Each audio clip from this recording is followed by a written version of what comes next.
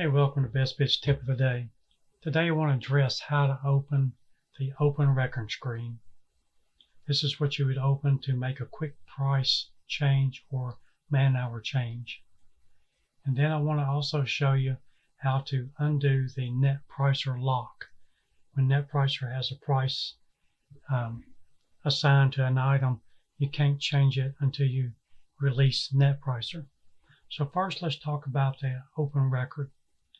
The Open Record is this icon right here that you don't see. When you highlight Item, you now see the Open Record.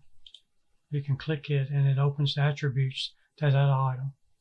You can see that we tried to change it to 20 cents, but it's locked in at 18, and that's because NetPricer has it locked. You can tell that this is priced by NetPricer because under NetPricer it's checked by each one of them. So the way to remove the lock is simply be on the item. Watch, this is 18 cents a foot. We want it to be different, so we're going to undo the NetPricer, this green arrow. You can now see that it changed to the price that we tried to set it at 20 cents a foot. So you would just go to the next item down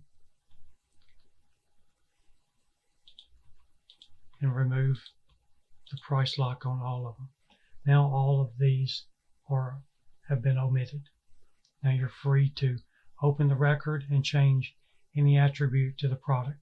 Now it's only going to change on the next time that you use the product. But hope that helps. Thanks for watching. Have a blessed day.